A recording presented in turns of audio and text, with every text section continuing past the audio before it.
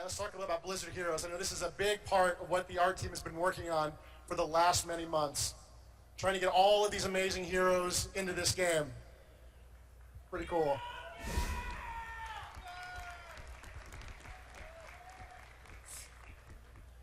You want to talk, Sammy, about all the work your team has been doing for these heroes? Yeah, like a lot of the questions I've been getting too is like, is it difficult to kind of make StarCraft, Warcraft, and Diablo all fit sort of in the same game? And the answer is really no. I mean, how many times, as an orc, have you stood next to demons, in Outland? We've been doing that for years. So Diablo's not really much of a stretch for that, right?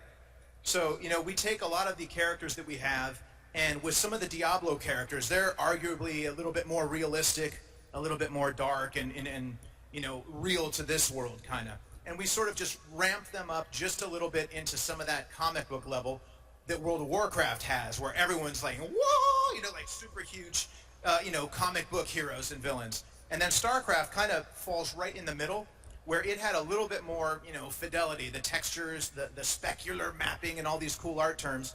But we sort of applied these to all of our characters, and they all seem to fit really well together in Heroes of the Storm. Yeah, we work together daily, but there's a sense of admiration looking across at the art that the artists have created for this game. It happens on other teams, but even within the team, it's still a kind of pinch yourself when you come to work sort of thing when you see the final results here that the artists have hit. And I don't want to build up egos anymore here, but anyway, it's great stuff. We're floored on a daily basis. All right, so these are our heroes. These are the guys we're trying to create. Some of these guys have lots of lore behind them, lots of depth. These are heroes. People have a lot of expectation of how they're going to play. This is Arthas, the Lich King. This guy's got to be absolutely amazing. He's got to feel like you are in command of one of the most deadly villains to ever stalk the north wastes of Azeroth. Yeah, that's right. Exactly. Well, we got one sail over there. So here's all of these different versions that we've had of this character over the years. And this is a real challenge, I think, for the art guys to try to capture the essence of this character into sort of a single vision of what they're trying to get done. And this is the version we have of this guy today. So here is Heroes of the Storm's version of Arthas. And what's nice, for the Lich King! Yes. So what was kind of funny is, as Dustin was saying, we had years of concept material for this guy. We didn't really have to lift a pencil or push a pixel to help define this guy. The years and years of Blizzard artists doing this have already helped us. So what we did is take the iconic elements of Arthas, the Lich King crown, right? Frostmourne, the black armor with the skulls and the cool spiky shoulder pads. We took elements of every single one of the Arthas concepts and just sort of picked our favorite ones and put them all together, and now we have our Heroes of the Storm Arthas here.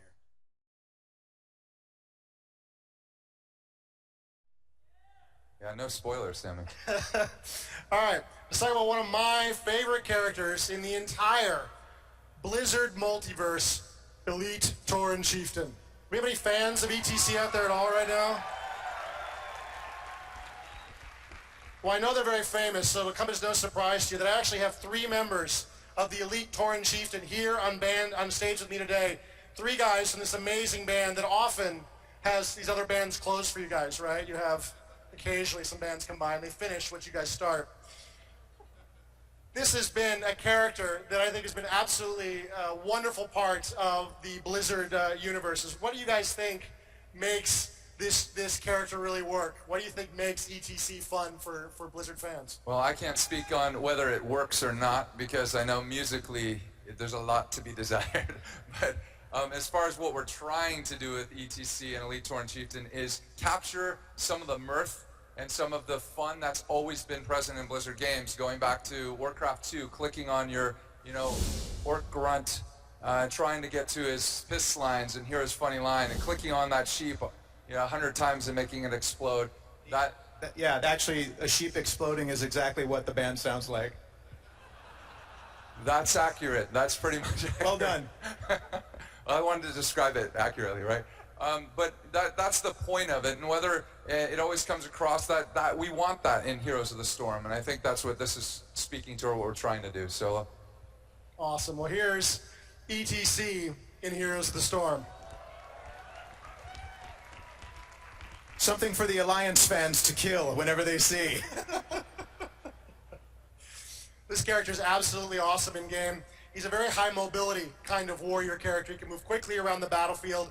He's got the ability to heal himself if he gets in trouble. Since he's moving quickly, you can imagine he gets in trouble quite a little bit. So he needs an ability to sort of stay in the action and protect himself when he gets into trouble.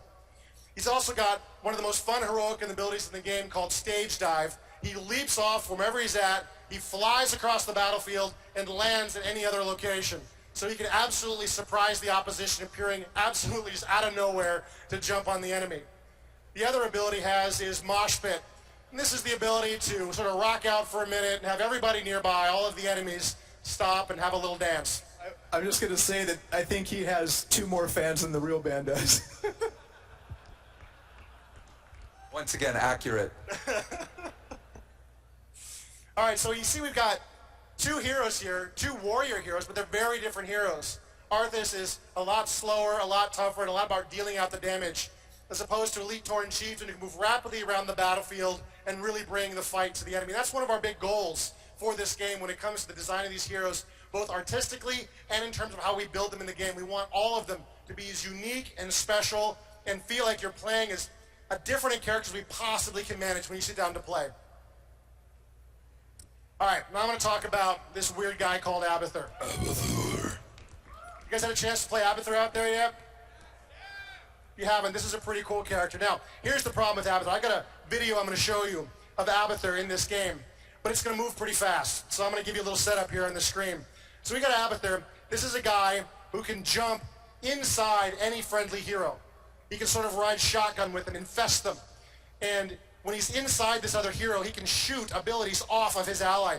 Abathur can't fight to save his life. Abathur is an absolute victim. All he's got is these kind of jazz hand attacks. He got nothing. But he can jump in and infest friendly heroes, and then he's a real threat. So you can see Abathur there hiding behind the wall, as he should. Remember, jazz hands, he can't fight. And Abathur's going to hide there, and then he's going to make his move. So we're going to start the video here in a second, and Abathur's going to start doing his thing. So he's in this bottom lane, but he's actually watching the top lane. And you can see Roller Derby Nova there is moving around, and she's trying to push against these red players. She's trying to push against Gazelle the Tinker and against Volstad. She's getting a little bit of trouble here, and watch for it. There's the infestation. Abathur is now guarding her and gave her a little bit of shield there, which bought her a little bit of time to get back to this fountain so she can heal up.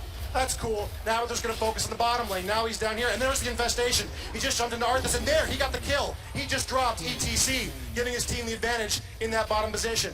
Now Abathur's moved. Where's Abathur? All right, Abathur's moved up to this top lane now. He uses deep tunnel ability to teleport across the map. And now, there he just jumped into Nova again. And he's going to help her out. He gave her a shield. He's going to fire a few abilities off of her there. And this whole presence of Abathur is scaring off this red team here. So they're backing away. So now this blue team's got control of that top lane. Down here in the bottom lane, Abathur's now watching again. Watch Vala. Watch the white demon hunter there.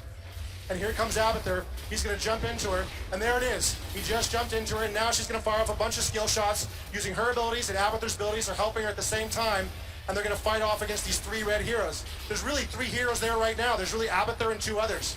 Now, they don't like the look of this. Red's going to back away.